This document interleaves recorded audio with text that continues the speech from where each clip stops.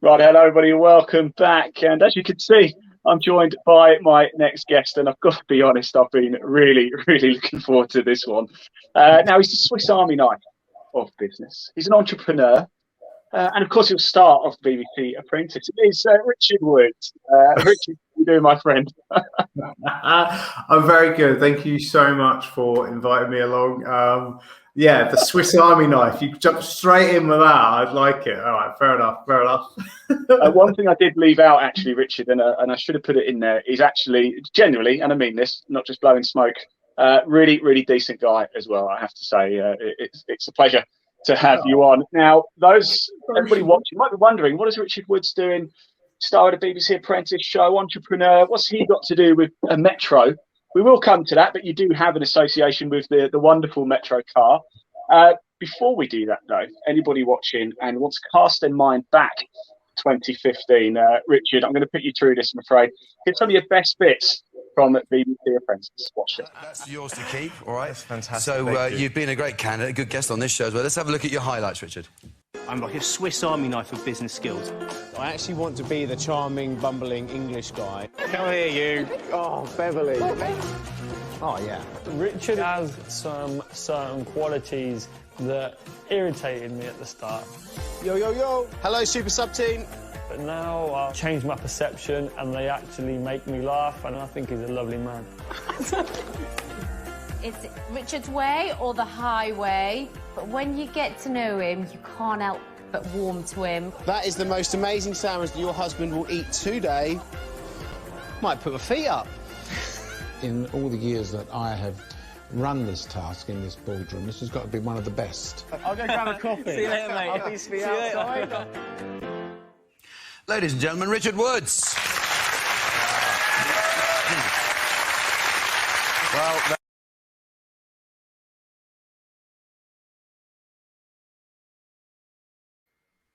They're high praising. There it is. There it is. Got it. Still, we talk about it. It's like literally on my wall. It's my proudest moment. It's priceless, isn't it? It's priceless. Richard, you went a long way there, didn't you? Did you get to the semi-finals? Was it? You got to the Until that happened.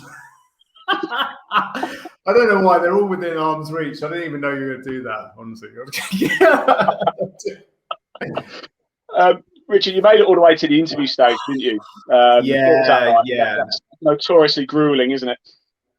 Oh, I was the favourite all the way through. I literally only lost one task within the whole process, and we did the highest ever sales that has ever been done on The Apprentice. We did 4.5 mil within 24 hours. We did, and I was the project manager for that. We had the best marketing task that Sugar had ever seen. So I'm like scooting along on cloud nine, thinking that me and Shugs are going off and doing this investment, and we're off to the races. And then I meet someone called Linda Plant, who basically cuts me down to size very rapidly. And I'm still kicking myself because it's one of those things that keeps me awake at night. And debatably, would I have wanted to win it? Actually, on hindsight, I'm not sure. Yeah. But it still keeps me awake at night because she grilled me so hard in that interview and kind of knocked all the wind out of my sail, that actually I went from such a high to such a low so quickly. And actually, if I could have then equaled that out, I probably would have carried on and won the thing. But I just went into a nosedive, and kind of I was flat from there on out in those interviews, and didn't really fight my corner, and then hit the boardroom afterwards, and again was kind of just accepted what was about to happen to me, which was the dreaded that, and then went out, but. It was a great look. Trust me, it's an amazing experience. You do something like The Apprentice, you are literally cameras in your face from when you wake up, when you go to bed at night. You do all these interviews and tasks and stuff at the end, and there I am. Yeah. There you are in the boardroom. There I am in the boardroom, getting told off by Sugar probably. And you do these things, and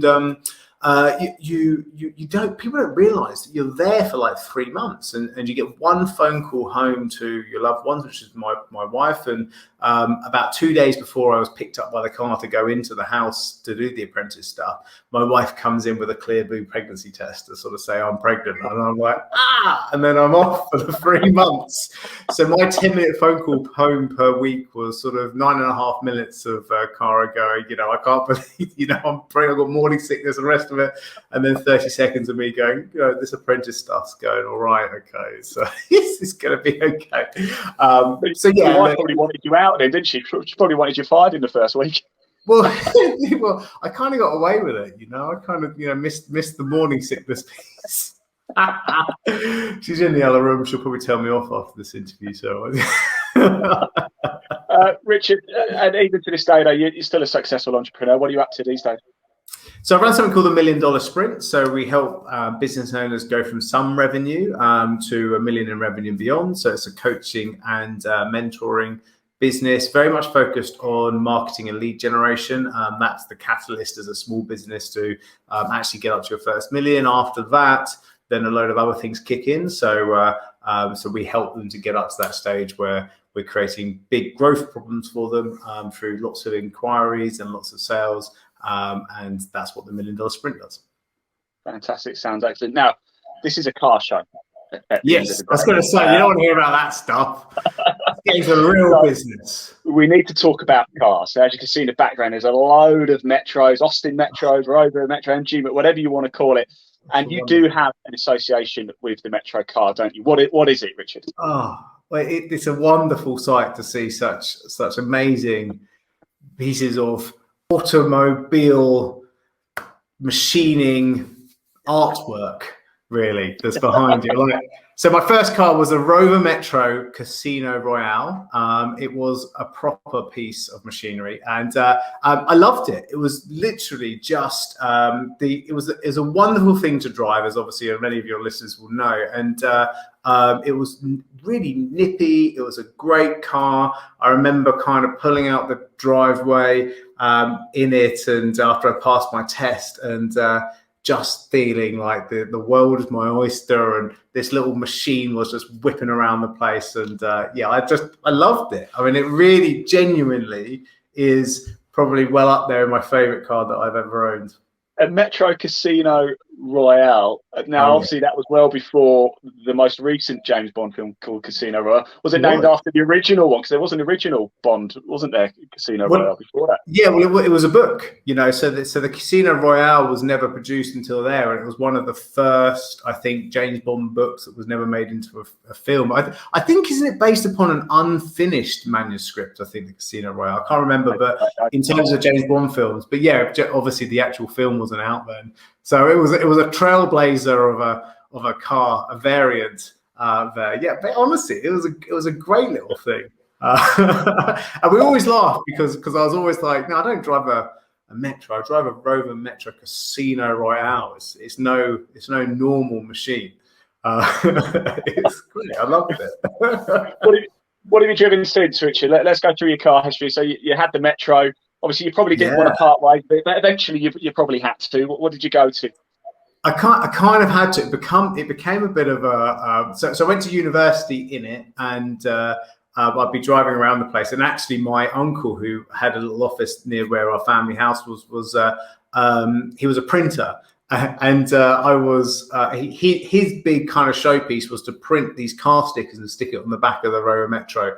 And so the reason why I had to kind of end it is he would put "I love my mum" as a graphic on the back of my car. So I turned up to uni in this thing with "I love my mum" on like a car sticker on the back of my Rover Metro. And I met my wife on the first day of uni. She was the halls opposite me, and she always says that there's this bloke that kind of was acting all suave when he went in, and then when we went downstairs to the car park, and there's his Metro with "I love my mum" on the back. And the other thing he did, so I did like what's called you're a teller for an election. So there's someone with like the blue rosette to say that work for the Conservative Party doing it. God knows why I did it, but I got earmarked in and volunteered. But when I did that, I was driving around from voting poll to voting poll, helping the Conservatives.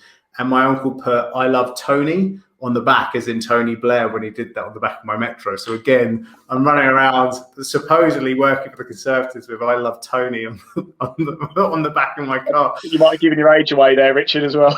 Yeah, I know. Yeah, I know. Well, look, if I'm driving around in a Metro, I think that probably gives my age away a little bit as well, right? But yeah, look, it was, so it had to come to the end. I had to grow up a little bit. So after that, I got a Z3, but it wasn't any Z3. It had a Schnitzer body kit on it, so it was like massive rims and huge kind of body kit on this. The Z3 was also in a Bond film, wasn't it? What's this association with you and sort of Bond association?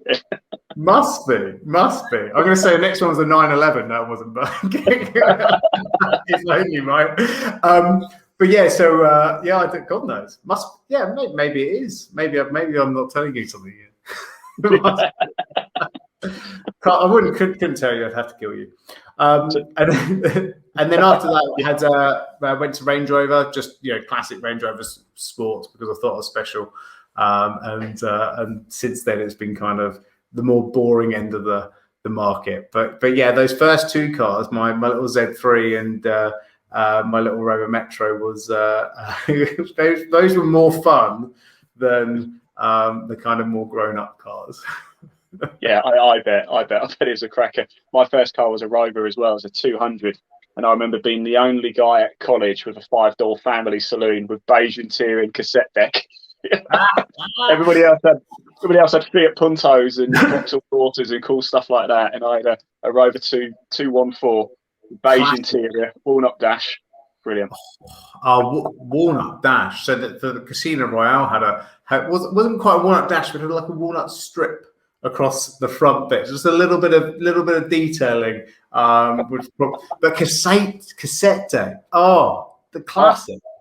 Get in there, get your do your little party mix. I had House of Pain from 1992. That cassette converted from a CD onto a cassette, so I could listen to it in the car.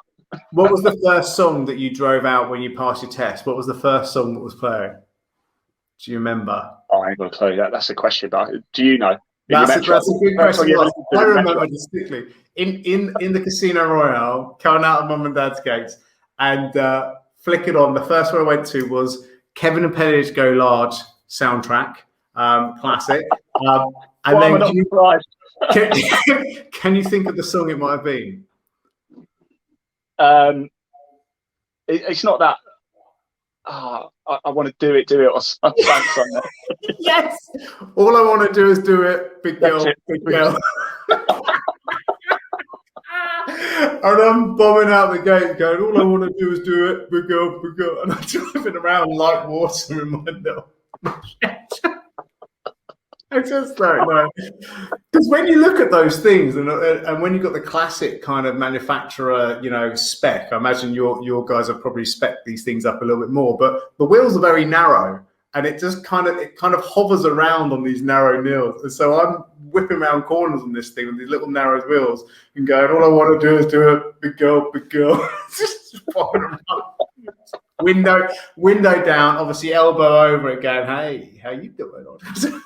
Looking pretty cool with your I love my mum sticker on the back. I love my mum in pink on the back. Yeah. Richard, look, I really appreciate you sharing these stories because they're absolutely crackers. Look, the story about the Metro is fantastic. Going from a Metro to a Z3. Look, I've had a bit of a chat with a few people about this. I've chatted to, I've got Claude over here on my left. You can't see him. And unfortunately, going from a Metro to a Z3, just we can't take this interview any further. And it is for that reason you are fired.